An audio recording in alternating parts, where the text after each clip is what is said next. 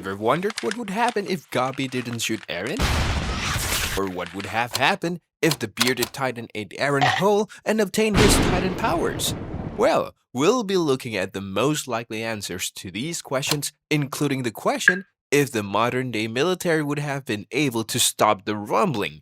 So, in today's video, let's find out the most likely outcomes of each scenario. First of all, did you ever notice that Eren's founding titan looks like its bones are coming out and looks nothing like the previous founding titans of the series? Well, the reason for this might have been the fact that Gabi shot him, which split his body from his head. This action is probably what led to the bones growing out of Eren's head when he finally transformed into a titan. So, based on this, it means that if Gabi didn't shoot Eren before he touched Zeke, his entire body would have transformed, which would make his titan form completely different from the others. Considering the appearance of the other founding titans, this also means that his appearance would look a lot more like his attack titan form, which is very similar to Ymir. He would also be a lot larger because when you think about the fact that Eren's current form is at minimum at 600 meters, if he wasn't shot and his whole body transformed, he'd be at least 10 times larger than the wall titans. At this size, Eren would be able to defend himself from virtually any other titan shifter or warrior. So now that we know how different his form would have been, let's take a look at how this would affect the storyline as a whole. First of all, the Alliance wouldn't have been able to land on his back because in this form, Eren would be able to walk on 2 legs. Another thing that would be different is that Armin's plan to destroy Eren with an explosion wouldn't work out this time around because he'd just make his outer body extremely harder with his bones. As you can see, this version of Eren would be pretty unstoppable, but there is something the Alliance could do to take him down. They'd probably attempt to land on his shoulders and attempt to bring out his human form, but honestly, the odds wouldn't be in their favor. This means that there would be no one to face this version of Eren if he wanted to continue the rumbling. He would. So it's fair to say that Gabi deserves some appreciation for shooting Eren because they wouldn't know how to face this unstoppable titan. Alright, so there are still 3 more topics left in this video and you wouldn't want to miss number 1. So, the next scenario we are covering is what would have happened if the pure bearded titan ate Eren whole and not just his arm. Sure, it would have been sad to see Eren die so early in the show, but it would have led to some really interesting things later on. First, we need to know who the bearded titan is. Contrary to most assumption that he's just a random titan, he was one of the main members of Eldian restorationists who plotted to destroy Marley.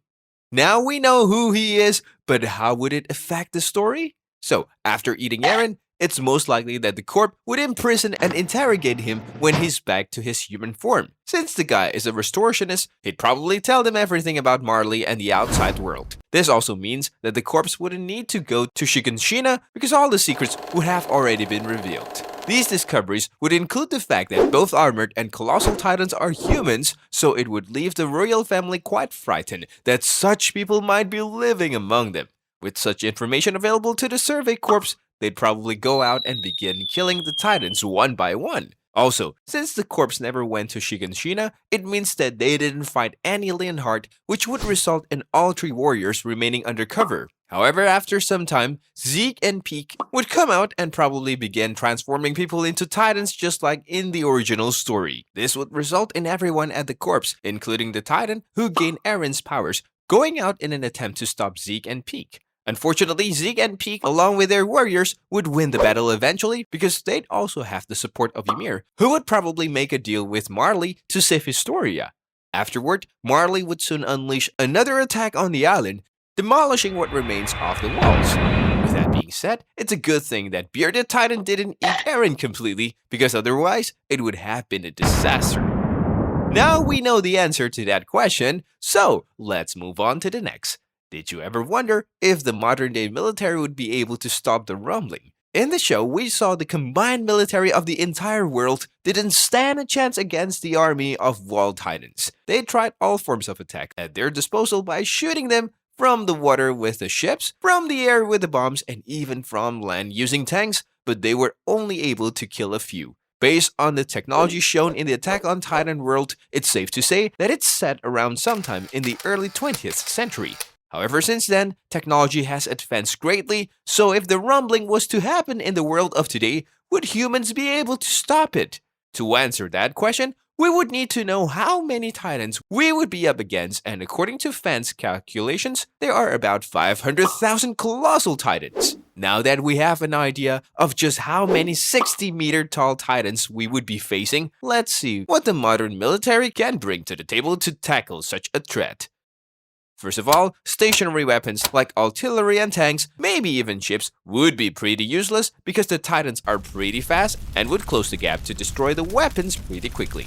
In fact, most things would play out the same way they did in the show, but the military of today would be able to kill a lot more titans than Marley did. Also, the modern army has something that Marley didn't: nuclear weapons. However, it's not that simple to use such weapons because of their adverse effects, and to make things worse, they'll need at least 500 nukes to wipe out the 500,000 titans. The use of nukes on such a large scale would instantly destroy the Earth. That's if Earth even has up to that number of nuclear weapons.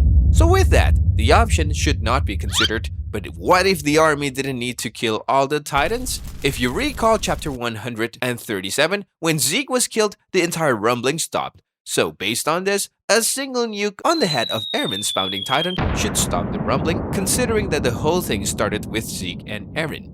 Finally, to those of you who stuck around, get ready because we are about to find out what would have happened if Eren had inherited the colossal titan powers instead of Armin. Truthfully, the results of this scenario are pretty insane. But before we get into that part, Eren would probably make it to the basement and realize that his father was right. While Eren would be depressed because he'd find out that there are people outside the wall, his hatred for the outside world and Marley would grow even more because he'd find out that his best friend is dead. As a result, he'd probably go out seeking revenge. Over time, the Survey Corps would kill all the titans on the island, and most things would be the same as in the original story with Eren going rogue seeking revenge. But in this version, Eren is a lot stronger than Armin, and so after blowing up the port, Eren would most likely ask Eren to join him in his battle against other warriors. The two of them team up, and with both of them on the same team, the battle would become a lot easier, and they'd be able to defeat all the warriors. Also, Eren would make sure to obtain their titan powers afterward, leaving Marley unable to retaliate. As a result, the raid would be an absolute success because Eren and Eren would eat all the warriors. Zeke would even partner with them, and Sasha would survive in this version. However, even though the Eldians now have all the Titans' power at their disposal, the outside world would most likely retaliate at some point due to fear of the Eldians. Eren would see the attack coming, so to protect his friends, he'd decide to start the rumbling by tricking Zeke and gaining the Founder's power. Since Armin and the other warriors are dead in this version, there would be no one to stop Eren and the rumbling. Based on Eren's personality, he'd most likely allow Eren to start the rumbling to keep the peace within the walls. In the end, Eren would use the rumbling to destroy the outside world and eventually eradicate the Titan's power from the world to ensure that history isn't repeated. With that, today's video comes to an end.